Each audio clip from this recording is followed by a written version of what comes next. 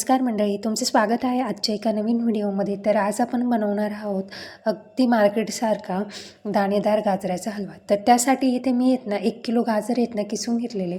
त्याचप्रमाणे इथे 2 चमचे साजूक तूप घेतले आणि त्याचप्रमाणे थोडे काजू बदामचे तुकडे घेतले आणि 125 ग्रॅम खवा घेतला आणि थोडी इलायची क्रश करून घेतली आणि 1 वाटी साखर घ्यायची आहे। त्याचप्रमाणे इथे मी पावशर दूध घेतलेले आहेत। तर हे सगळं घेतलेलं आहे। याच्यामध्ये मी साखर ठेवण्याचे विसरले आहेत, तर इथे 1 वाटी साखरेचा आपल्याला वापर करायचा आहे। तर आता गाजराचा हलवा बनवण्यासाठी कढई घ्यायची, मस्त अशी शक्यतो जाडबुडाचीच घ्यायची, जेणेकरून आपला हलवा डागला जात नाही। तर इथे मी 2 मोठे चमचे साजूक तूप घेतलेले आहे। शक्यतो म्हणजे सगळं न टाकता आधी थोडं म्हणजे मी आधी वितळून घेतलं सगळं, काय थोडं नंतर काढून घेईल। तर इथे बघू शकता आपण जे ड्रायफ्रूट मी आधीच कट करून ठेवलेले होते, ते असे गोल्डन ब्राऊन कलरपर्यंत छान असे परतून घ्यायचे आहेत, जेणेकरून आपण जेव्हा शिजायला टाकतो ना, तर त्याच्यामध्ये तो क्रंचनेस येत नाही। त्यामुळे आपण तळून साईडला ठेवून घेणार आहेत। तर इथे बघू शकता, तर मस्त असे तुपामध्ये असे शॅलो फ्राय करून घ्यायचे, जेणेकरून त्यांना कलर देखील छान येईल आणि नंतर फायनल लुक पण मस्त वाटेल। तर इथे असे मी तळून घेतलेले। तर एका बाउलमध्ये मी हे सगळे काढून घेते। आता हिवाळ्याचा सीझन आलेला आहे आणि जेव्हा पण आपण गाजराचा हलवा बनवतो ना, शक्यतो लाल कलरची जी गाजरे असते ना मस्त, ते घ्यायचे, ऑरेंज कलरचे नाही घ्यायचे, कारण त्याची टेस्ट एवढी चांगली नाही लागत। तर इथे 1 किलो गाजर घेतलेले, मीडियम साईजचेच घेतले। जर जाड असेल ना, तर जे मधलं असतं ना पार्ट, तो असा थोडा व्हाईटिश असतो, तर तो खूपच जाड गाजर असेल ना, तर तो काढून घ्यायचा। त्याने गाजराला कलर म्हणजे हलव्याला छान कलर असा येत नाही। त्यामुळे शक्यतो जाड असेल तर काढून टाका आणि जी बाहेरचं ते घ्या, कारण मीडियम साईजची ते परफेक्ट असतात, ते जास्त निब्बर पण नाही असत, ते व्यवस्थित हे होऊन जातात। तर जेव्हा आपण गाजर म्हणजे इथे मी 1 किलो गाजर घेतले, ते छान व्यवस्थित स्वच्छ धुवून किसणीने व्यवस्थित किसून घेतलेले आहेत।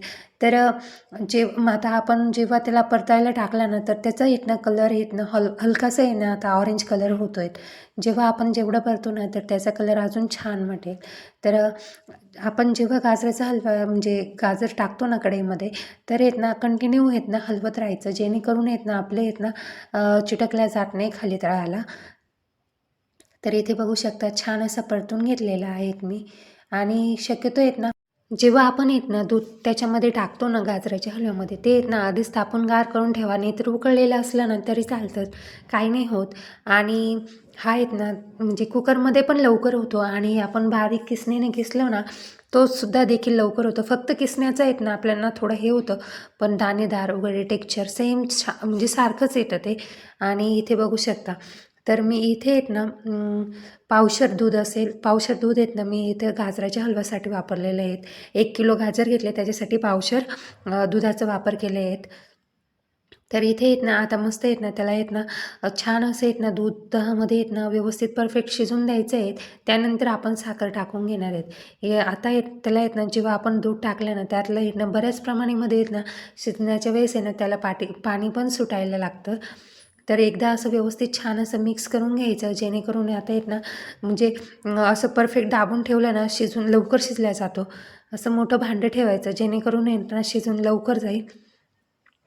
तर इथे बघू शकता, आता आपलं बऱ्यापैकी जे दुधाचं प्रमाण होतं ना, ते भरपूर प्रमाणात कमी झालेले आहेत आणि आपला म्हणजे गाजराचा हलवा शिजलेलाच आहे।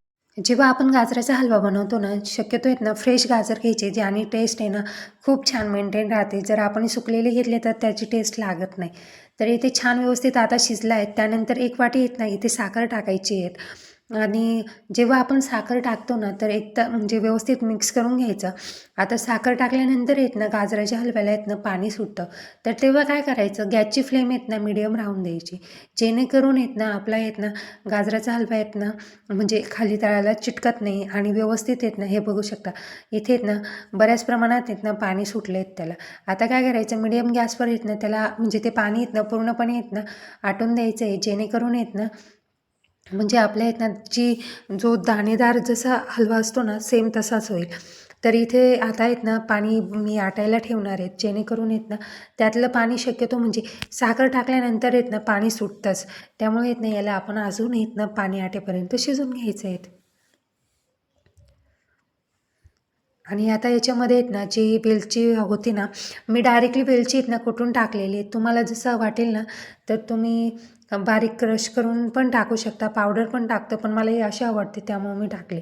तर आता इथे आहेत ना मी 125 ग्रॅम आहेत ना खवा घेतलेला आहेत आणि तो आहेत ना भाजायचा वगैरे नाही, डायरेक्टली तुम्ही आहेत ना गाजराच्या हलव्यामध्ये तसंच टाकून द्यायचं आहे.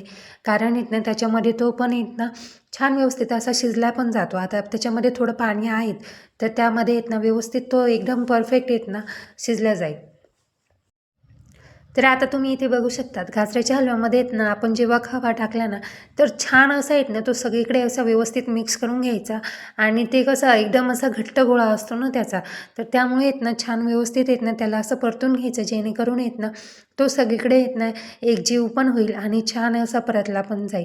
काही जण आहेत ना त्याला परतून पण टाकतात, पण शक्यतो एवढी काय गरज लागत नाही आणि तुम्ही आहेत ना डायरेक्टली टाकल्यानं तरी काही नाही, तो व्यवस्थित त्याची बाइंडिंग होऊन जाते.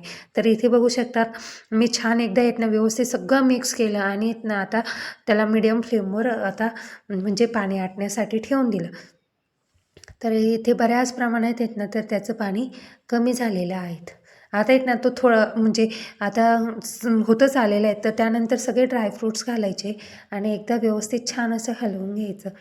तर असा आहेत ना हा गाजराचा हलवा आहेत ना बनवायला अगदी सोपा आणि साधा, दाणेदार, जसं पारंपरिक पद्धतीने आपण केला जातो ना सेम तसाच आहेत आणि म्हणजे बनवायला आहेत ना अगदी पहिल्या प्रयत्नात आहेत ना कोणालाही जमेल अशी साधी सोपी रेसिपी आहेत.